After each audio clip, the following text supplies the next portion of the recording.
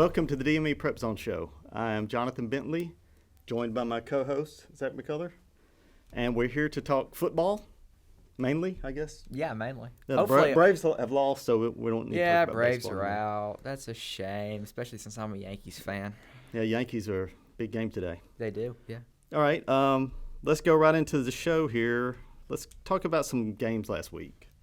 Dora probably had the biggest win of the week last week. Definitely. One of the bigger wins of the season for Walker County teams. A ranked team beat Northside 33-13, and they can still win the region. They can. Yeah, you had them projected to win the region heading into the season, and there's still a sliver of a chance of a hope here for you to get that right. I mean, I didn't see that coming. I thought Northside was going to absolutely destroy Dora, but I guess I was wrong. And you got that game right, too. After Cordova played them so close, and Cordova Dora beat Cordova handily, you figure that usually doesn't work. But it did this in this case. So a 20-point win. They can win the region if they win this week and Corner loses to Haleyville, which is going to be... There's a chance that could happen. I mean, it could. Corner's playing well. Haleyville beat Northside, too, didn't they? Yes, that is correct. Yeah, so they have two losses coming in. Right. I mean, this is a region that I honestly expected Northside to run away with at the beginning of the season, but it's turned out to be a lot of chaos. Yeah, I don't think it's your typical Northside because they don't lose region games. They've lost 2 at home this year. Haleyville and Dora both at home. Yeah, that's one of your more consistent programs. All right, so Jasper kept its hopes for number 2 in the region alive with a 48-7 win over John Carroll. We expected that. But now they have a showdown this week. It's in Jasper, Pleasant Grove. That's going to be a pretty good game. That's going to be tough. All right, Corner set a school record last week. Yeah, 69 points. They beat Curry 69-0. Honestly, this is, I hate to say it, but Curry looks like the old Curry from last year in this game. At least. Some of these games, yes. And it was 47-0 after the first. Oof. 60. The funny thing is that their record was 62. That's 61 at the half. Their old record for points in a game. Yeah. So it's not your typical Corner team. We're used to 5-5, 2-8 every once in a while. Okay, the most heartbreaking loss last week was no doubt Winston County. Yeah, I mean, you have a 17-point fourth quarter lead, and you blow it to Aliceville. That's just terrible for Winston County because I honestly thought with them limping into that matchup, it was going to get ugly. Yeah, I mean, this shows they can play with anybody. They can. And they might not make the playoffs. They got to win this week, and it's going to be chaotic. It'll go to tiebreakers, and who knows what. Yeah, I mean that we beat them, but they lost to us, or they beat them, and they did this, and I mean it's that three-way triangle that is could be anybody. Somebody. There's some secret in some basement of the AHSAA office that they have to pull out for this and see what the tiebreakers are. It's a shame that Addison game means nothing. Yeah, because it's. Teams in your own classification and above, not lower, even though Addison's a good team. Right. All right, some other games. Cordova blew out Oak Grove. Meek and Lynn, that was awful. Very ugly, yes. Addison won. Gordo handled Oakman. Oakman scored first, lost 56-12. Yeah. I mean, that it's the number 2 team in the state. It's true. Midfield beat Carbon Hill. Carbon Hill homecoming. It was 22-0, and then Carbon Hill puts together a rally, and they're about to go and take the lead, and then penalties and turnovers, and Carbon Hill just got in their own way in that one. Yeah, it's hard to come back from 3 touchdowns down. Yes, Dora's had that case. You almost can't do it. It's about like Auburn last week. Yeah, you're down 21-0. You're not going to come back. They're not good enough to come back. And Tarrant, surprisingly here, beat Sumiton Christian. Yeah, I was very shocked when I saw that. Put 35 points on them. And Sumiton Christian made it close. It was pretty much a blowout. They came storming back only to fall short 35-30. This sets up an interesting matchup between Tarrant and Carbon Hill this week. Yeah, that kind of changed my whole thinking of Sure that game. Did. All right, let's talk about the players of the week. There was 2 of them this week. One of them, Jeremy Fullman, he just won, a sophomore kid from Cordova. 221 yards on 10 carries and 3 touchdowns. Quick math, that's 22 yards per rush. That's 2 first downs every time you hand him the ball. It's ridiculous. Wow. Yeah, I mean, he's filling in for Odom, who was hurt, David Odom, and he had a one of the biggest games of the year for a Walker County kid. Yeah, so now opponents have to worry about a 2 running back system. Yeah, they got to. Yeah, I see them winning out the rest of the year, Cordova, really. And Josh Williams, who started at Carbon Hill back in the day with Chavis's boy. 4 catches, 158 yards, 2 touchdowns. Their offense is rolling right now. It is, yes. I mean, I didn't expect their offense to catch on, but it has, and this shows you if Dora's offense can show up, Dora's gonna beat you. I mean, it's just you fight hard to take out their defense, not expecting much from the offense, and then this happens. It kind of throws your whole game plan out of whack. Yeah, I mean, Dora.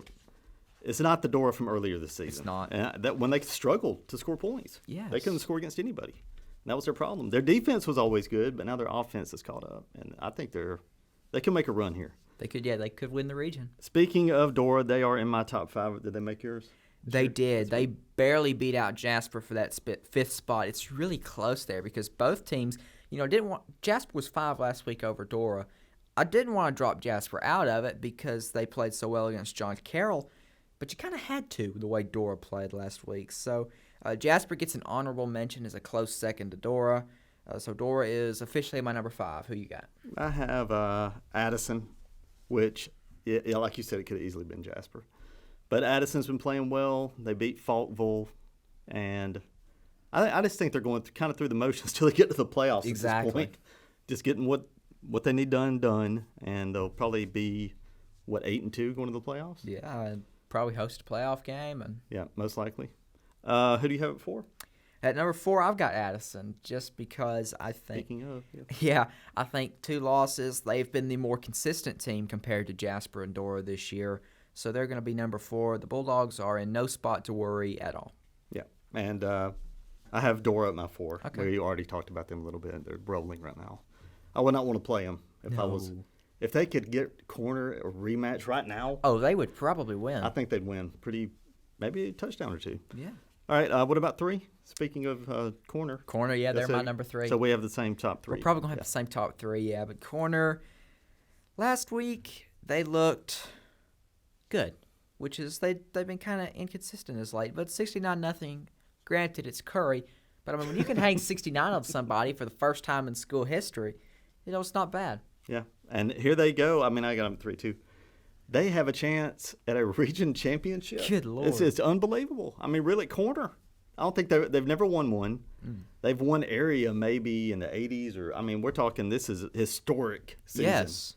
John Cooper's done a great job. Nobody talks about him enough. Amazing. Yeah, I mean, look what he's done. Comes from Appalachian, a small school. Right. 2 years later, corner's they're competing for the region. It's really a big turnaround. Yeah, that we did not. All right, what about number 2? 2, Lynn. They've surprisingly separated themselves.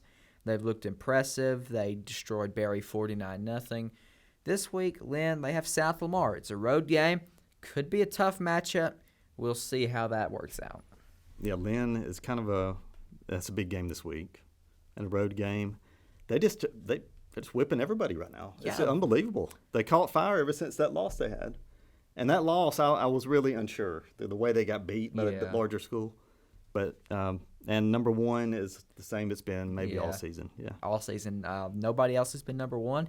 And honestly, it doesn't look like anyone else is going to be number 1 with Meek sitting there. This week they have a very tough opponent, Cherokee, who is 1-7. I mean, one of this very Barry, brilliant, Vina-esque Talladega County Central. They've played. You played Colbert Heights. You've played Maplesville. You get Oatman last week of the season. Bigger schools, good schools. And then, other than that, it's just been easy games. There is no 5-5 opponents. It's either going to be one of those teams that's rolling or is just not. The bottom of that region is not helping you at all. That'll be 3 straight games. I went at that corner game last week. The film guy was like, he hates games like this. I was like, yeah, because it messes up your stats. If you have stats, Cam Deaver's going to run 3 times, 150 yards, and that'll be it. Yeah, and you only play a half at most. Yeah, because, you say Cam Deaver gets 153 yards. For Cam Deaver, that's kind of a meh game. He ran the ball 3 times and scored every time. His average is, 50 yards a carry. That's unheard of. So, in other words, he touches the ball, he scores.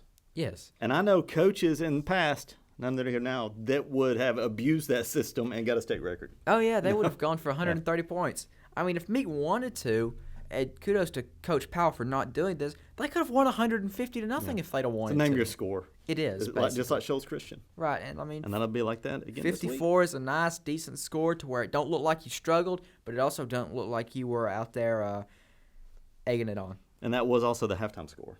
So yeah, so I want to know how long those quarters were. 2 minutes, maybe. Yeah, at half, the game was over. There was hardly anything going on. They probably get more out of it practiced. All right, so let's look at some big games this week.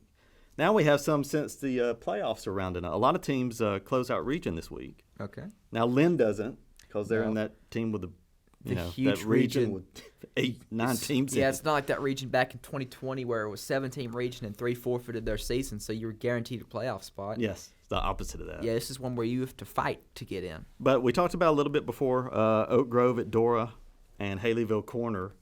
I guess if you're at Dora, you're going to be watching the scoreboard here, right? Listening for that score right down the road. Definitely.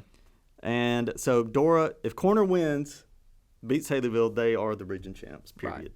They lose, I think they're fourth. Goodness, so it's a huge game. You're traveling to a 1 seed or you're hosting a 4 seed. So and those 1 seed could be Etowah, Aniana, or I think Cherokee County, which are all really good teams. And the 4 is Good Hope, which is having a down season. So you want to play Good Hope. You want to be the one. You want to play them. Yes. You definitely want to be the one. Pleasant Grove at Jasper. Do you think Jasper has a chance here? I think they got a chance. It's a home game. The atmosphere is going to be pumped up. I've been to a game at Cairo Gamble Field, no matter who they're playing, not even if it's a region game. I went last year. It was Demopolis, not even a region game. Good game. The atmosphere was amazing. I mean, Jasper's got some excellent fans. They show up for every game. They stay late, and they cheer hard. And, I mean, it's just an excellent atmosphere. Pleasant Grove's going to have a hard time coming into that and being able to run their normal dominant offense. Now, early in the season, I saw this. When they were 0-3, I was like, oh, Pleasant Grove will win. Huge. It's no contest. But they've won 5. Jasper has won 5 in a row now. Yeah. And they can clinch a home playoff game? Who would ever thought they'd be in that spot? I didn't see that coming. No, I thought they'd win 2 games when they were 0-3. But they really have. He's done a good job, Philip Bailey, over there. Okay, what about Lynn at South Lamar? They can clinch a region title. Yeah, first one since 2017 where they were undefeated. I mean, and you look at this, Lynn was winless in the region last year. This was a game where everybody saw them play last year and thought, well, that's an automatic win on my schedule this year. No, yes, exactly. Absolutely not. This is not last year's Lynn. I mean, it's just a complete turnaround. When you look what Mark Hastings has done, I mean, he's the all-time winningest coach at Oakman. Now, I mean, he's piling it on at Lynn. It's just amazing to see the turnaround he's made. Yeah, 2 years. I mean, that's why in 1A you can't look at a team and say we're going to beat them this year. Exactly. They could turn into Meek, Yeah. Because I'm sure a couple years ago, Meek was automatic win. Oh, yeah. I mean, they were the 1-9, 0-10. Yeah. They were fighting with Curry every year to see who's the worst team in the area. And now both teams are winning games this year. Curry got 2. Hey, that was another prediction I made. I said Curry would win 2 games. Curry had 3 winnable games, and they'd win 2. Yeah. I thought it'd be Cold Springs, but Me too. Still. Okay, Lamar County at Winston County. That is such an evenly matched game. Yeah, I don't know what to expect now from him. Neither do I. Now, the quarterback played. Okay. He overcame his injury and played last week. That shows a lot of toughness. Yeah. I mean, it's Winston County. I'm going to pick them to win this game later, which we're about to do. Yeah, spoiler alert. Because, I mean, yes. Just because I think they're at home. Now, I don't know if that'll make a difference in the play. They lost to Silligent, which, God, looking back. That's kind of 12-8. Just it in the rain, it was a tough loss. It was bad weather. Your offense really couldn't get anything going. Defensively played pretty good. I mean, 12-8. It's slugfest kind of. I mean, they're 2 pretty good teams though. Silligent and Winston County. Those teams in that region are equal. So hopefully they can win that game. All right, let's talk about picking games this week. We already talked about a lot of them. Right. Who you got in the Pleasant Grove at Jasper? Okay. I'm afraid I'm going to have to go Pleasant Grove. I mean, Pleasant Grove's too good. We get all the Jasper hype, 5 games in a row. Pleasant Grove is just doing Pleasant Grove here. I mean, I think it's going to be close, back and forth. But I can't see Jasper pulling this out, not the way Pleasant Grove has played recently. Pleasant Grove's only loss was a touchdown to Ramsey, who beat Jasper 54-6. I mean, that is absolutely, that was a running clock game. It was. Looking back, it's hard to believe Jasper had a running clock game this year, but they did. The way they've played. And, okay, this is not a tough one. Curry at Cordova, 2 local teams? Yeah, Cordova's probably one of the better 3 and 5 teams you're going to face all year. I think this is going to be ugly. 69-0 ugly? Probably not. But I still think Cordova's going to dominate. Yeah. Hedrick, that Fulham kid. Yes. Fulham, he might have a huge game here again. Okay, Oak Grove at Dora. That's a pretty easy one, right? Yeah, I mean, Dora's probably going to win. I mean, you just got done beating Northside. Maybe you're tired. I think that's going to happen. I think Oak Grove could jump out to an early lead, but then after that, Dora's going to refocus and pour it on. It is homecoming, which Right. coaches do not like homecoming. Yeah, that is such a lot distraction. it really is a distraction. I mean, you think that teams play better at homecoming, but honestly, I mean, you've A lot of got times you've they got a don't. million things on your mind that have nothing to do with football. Like maybe that messed up Carbon Hill last Yes, week. I mean, you had the parade and the dance and everything like that, and it's just hard to think football right in the middle of all that. Yeah, a lot going on for these high school kids that week. But yeah, I will go Dora as well. Okay, what about Haleyville at Corner? Does Haleyville Sneaky good. I mean, have a chance here? I was leaning Haleyville, but then I just got to thinking, who's Haleyville playing? Corner. That should answer itself. It's at Corner. I mean, it's a pretty long road trip for Haleyville. I mean, it's probably a good hour and a half, 2 hour drive. Corner's just I have not believed in them. It seems like all year. Yeah, I've shortchanged them. Here they are 7-1. So I will pick Corner, which probably just jinxed them. It's one of those things where I just every week I'm like, well, I even had Hamilton beating them early in the year. Yeah, that that was was before we knew very what Hamilton poor was pick, going to yes. turn into. Yes, so I will go Corner this week. This Carbon Hill 0-8 at Tarrant. Now Carbon Hill is Oak Grove later. Yeah. Is this their last chance to win the game this week? This is their last chance to win a game because, I mean, it's a road trip this week. Next week's a road trip to Oak Grove. Mm-hmm. I mean, I'm not trying to spoil my pick for next week, but I think Oak Grove's going to win that.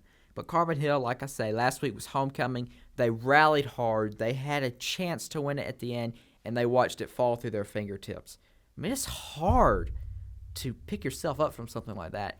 Tarrant, on the other hand, they got their second win of the season last week against Sumiton Christian. They have so much momentum. It's a home game. You know Tarrant wants to avenge what felt like 120-0 loss to Carbon Hill last year. I mean, I've got Tarrant winning this one. Yeah, me too. Like that Summit Christian game, it clinched that pick for me. Definitely. Because Summit Christians, they're pretty good. They are, yeah. And to go to Summit Christian and beat them, I was impressed. Oakman has another. They just have a string of brutal games in the year. I mean, this continues at Winfield this week. I mean, I want to see Oakman pull this one out. I would love to see that more than anything, but I mean, it's at Winfield. I've seen several Oakman Winfield games over the years. All of them have been good. They have had some. When you're on the PlayStation, you finish the game, boop, instant classic. That's what this series has been.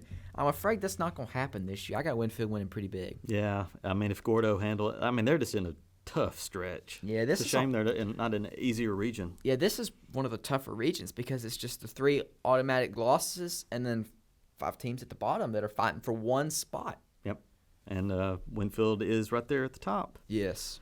So I'll take Winfield in that one. We both will. Holy Spirit at Summit Christian. Yeah, Holy Spirit. They got their first win of the season last week. Oh, really? They beat Brilliant 56-0.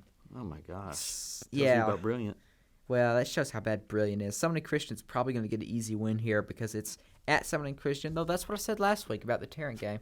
So I mean, true. Holy Spirit could get a win here. I just don't see it happening. I don't either. So I'll take Summit Christian. I still think they can still finish 5-5. They could. Very good chance at 5-5. Lynn at South Lamar. It's a huge game. They could still lose this and win against Tuberville next week and clinch the region, but it'd be nice to get it out of the way this right. week. I mean, South Lamar's a good team. They're at 4-4. Always solid. Oh, yes. It's one of those teams that it's never going to be an easy win, but there's always a chance you beat them. I think it's going to be a win for Lynn, but I do think it's going to be a lot closer than most people would think. Yeah, I think they'll be close, but I see Kel Tittle have another big game. Having another one. I think we talked a little bit about Cherokee already. They're at Meek, and this will be another this is gonna be Cam so Beaver, ugly. 150 yards, or he On Frith 3 100 runs. yards on 5 carry. I mean, to be over early. Definitely. It'll probably be over by the 6-minute mark in the first quarter. I mean, I could see it being 35-0 by the time Meeks had the ball 5 times. It could be 35-0, maybe worse depending on how their defense plays. It could be 9-0 Meek. Yeah, Going into that Oakman game. Yeah, I mean, I honestly expected them to be 8-1 at this point in the season. I mean, but that win against Maplesville to open the season set the tone. I mean, and Maplesville had a really good year. They have. They only have 2. They lost their first 2 games and have won every game since. Right. Okay, so Phillips at Addison. This is a big one. Addison needs this if they want to. This is basically for second. Right. I know they're 6-2, but Phillips really hasn't. I mean, they lost to me. They really haven't played. They took advantage of Cherokee. They did. Vina, Shoals Christian. Right. Teams. They have lost the games they should lose, and win the games they should win. This is a game they should lose, so I do think they're going to lose. Yeah, I'm taking Addison, and I'm taking Winston County in the last game here. Yeah, Lamar County and Winston County. I can see why you do that. It's Lamar County at Winston County. It's in Double Springs. Both teams are evenly matched at 5-3. I mean, Winston County, I think, is just too beat up. I mean, I've got Lamar County pulling this one off County, close. wow. Yeah, that would finish off Winston County for the playoffs. It would, and I mean, I hate to see that after how good they played, but I've got the Bulldogs winning. It's going to be tough to bounce back from that Alistair Yeah. loss. Hopefully they can. All right, so we're moving on to college stuff here. Alabama and Auburn. What were your thoughts on the Tennessee game? That's probably, I mean, when you go by points scored by the opponent, it's the worst Alabama game defensively in 115 years. Sewanee. Yes, the Purple Tigers of Sewanee, they got beat 54-4 back in 1907. Wow, in two safeties? Well, there's no telling back then. Scoring rules back then were ridiculous. I mean, that was a season. Look, they went 5-1-2 that year. That was their only loss. In 1907? In 1907. Oh, yes. I've got encyclopedias on Alabama football in my room. Yeah. So, I mean, I don't think Alabama's got too much to worry about. I mean, I feel bad for Mississippi State. Last year, they caught Alabama coming in off a loss. This year, they catch Alabama coming in off a loss. I didn't know that. Mississippi State is Alabama's punching bag, it seems like. So Get well time. Yeah. Asking me my thoughts on the game. Mm-hmm. Honestly, if Alabama's defensive coordinator, Pete Golding, ain't fired after this season, he's just going to stay there. Because forever and ever and ever, amen. I mean, it wasn't Alabama football. It really wasn't. Yeah, 17 penalties. A few of those might have been figments of the referees' imaginations. But, I mean, the refs can't create all of those penalties. I mean, Alabama played pretty bad. It was that poorly played and still had the lead at one point. Yeah, you were up they took 49-42. The lead. When they finally went ahead, I was like, okay, that's it. They're going to pull away. The game's over. And that was not the case. I knew it wasn't going to be because I watched the Texas A&M game last year. Same thing happened. They fought back. They took the lead, and then they just allowed 10 points late in the fourth quarter. They blow it. Defensive backs for Alabama's got to get better. It's unbelievable. Nick Saban's going to spend time with them this week, and a lot of time because he was a defensive back way back in the 1970s in Kent State. I mean, that's just un-Alabama. Yeah. Which is, I mean, seeing how we've played recently, that's become a word in the dictionary now because they've had 3 games this season that were extremely un-Alabama. Texas A&M. Yeah, you're right. And then this game against Tennessee. Hopefully that's the last time, right? Yeah, hopefully. I mean, I could see Ole Miss being another tough one because it's a road trip, and Alabama just plays terrible. And they've lost there before. I mean, the only season where Alabama really did not struggle that much on the road was 2020, and there were no fans in the stands that year. I mean, last year on the road, Alabama lost to Texas A&M. The only road game where they actually played Alabama football was Mississippi State. Wow. And at least they get Auburn at home this year. What was the worst call? It had to be that targeting, right? Yes, that non-targeting. All right.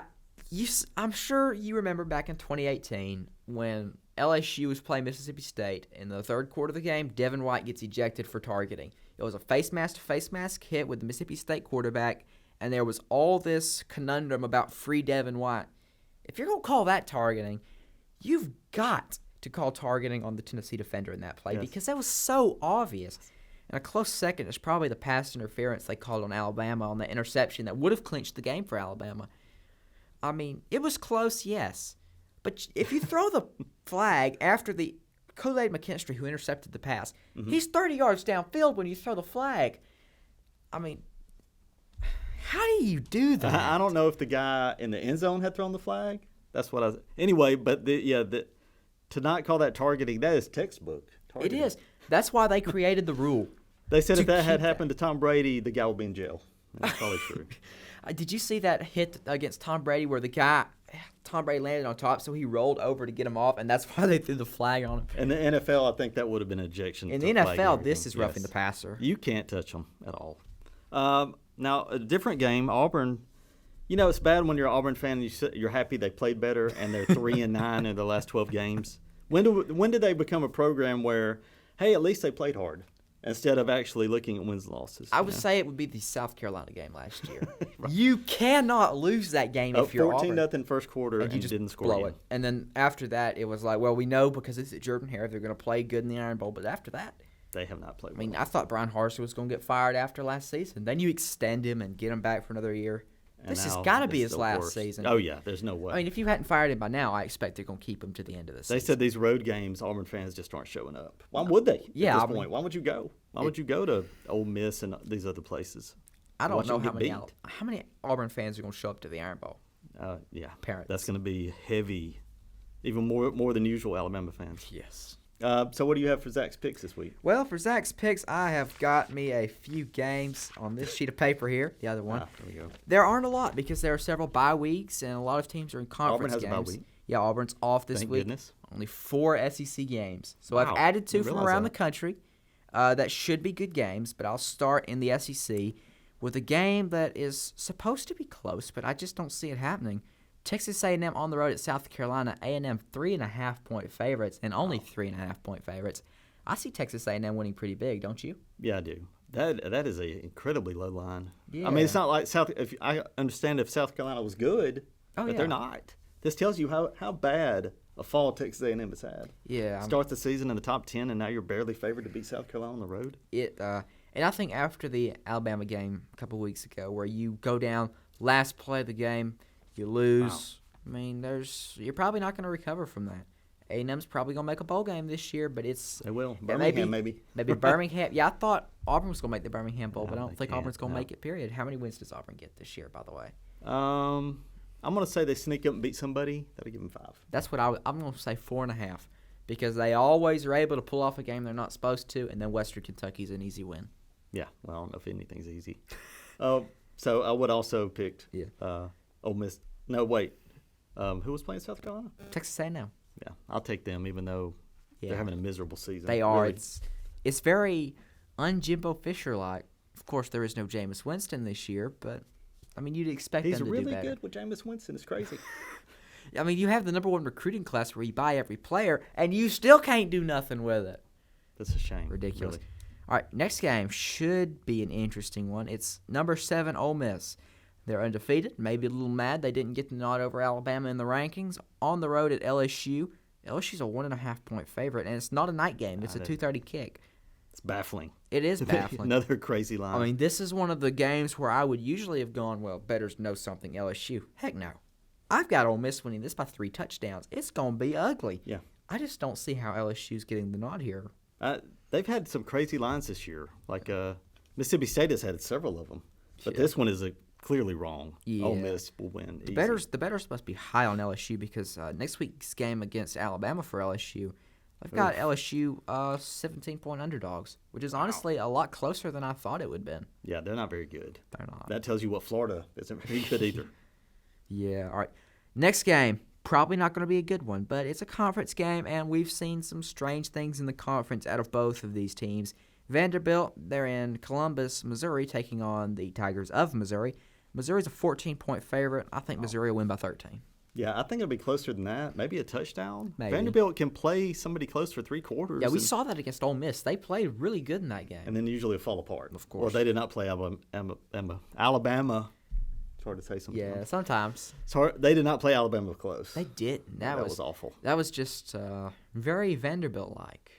Yeah, that was old school Vanderbilt. Woody Weidenhofer. Yeah. Vanderbilt.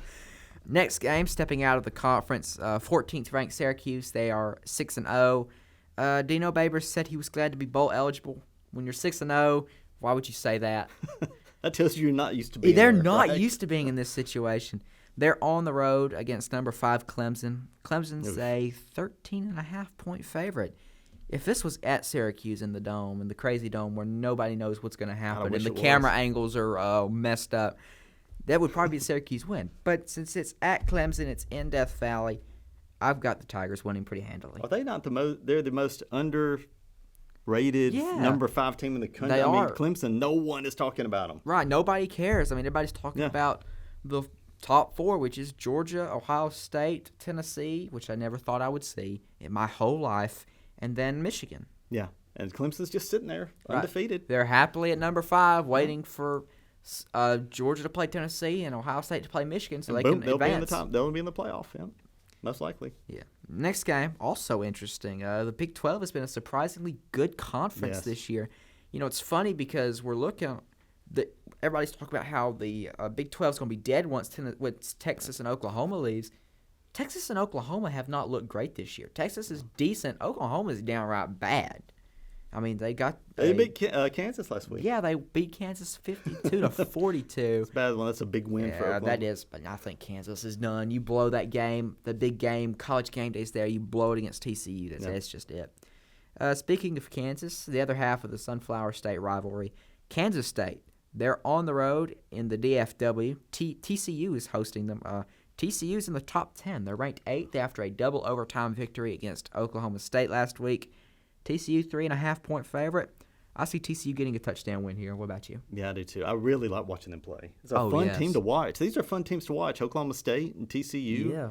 I mean, the conference, like you said, it's not Oklahoma and Texas at all. Exactly. It's Kansas State even. I mean, the conference championship game this year for the Big 12 is just going to be some team that I never expected I'd ever see in there. I mean, it may be TCU Oklahoma State in a rematch. Yeah, Oklahoma State's good. I got to give them credit. They are. I always pick against them, and they usually win. They did not last week, though. They didn't. Yeah, my method for picking them is if they're favored, go the other way. If they're an underdog, pick them. I mean, they were an underdog last week and lost, which is unusual. Underdog this week against Texas. It's going to be interesting to see how that one goes out. Don't have that on my picks here. But while I mention it, who do you think wins between Oklahoma State and Texas? Golly. It's at Oklahoma State. I'm taking Oklahoma State. Texas is not very good. They're not that great. Oklahoma State's better than them, and yet Texas is favored. They're favored is 6.5 or 7 points. I don't understand. I really don't. And then the last game of the week, also a ranked-on-ranked matchup. Mississippi State, ranked 24th. They're on the road in Tuscaloosa to face Alabama, who dropped to 6th after losing last week. Alabama's a 21-point favorite. Is that too low? Yes. Yeah. I mean, coming off of a loss, I understand why the bettors are not going to have Alabama a major favorite, but they're going to win big. I mean, it seems like Nick Saban matches up well against Mike Leach because you saw 41-0 in 2020 Alabama wins. Last year it was 49-9. This year we could be looking at 45-0, 45-7, something like that. I mean, Mike Leach has never scored a touchdown against Alabama. Wow, is that true? Wow, incredible. All those years. Yeah, I mean. But they lost last week to Kentucky, and that really that was I watched that game. They played pretty bad. They kept it close, and then it was over. Yeah. Yeah, I mean, 27-17. I mean, I expected Mississippi State to win that. I put faith in Mike Leach. That's what happens when you think they're going to do something. Exactly. They're that classic team that you never pick. But hey, I would love to have that record at Auburn. If they were only had 2 losses, it'd be incredible. Yeah, you would be very happy, and that's all I've got for us this week. Okay, that wraps up Zach's picks as well as our show. Thanks for joining us with the PrepZone show presented by Bevill State. I'm Johnathan Bentley. For my co-host Zach McCullar, we'll see you next week.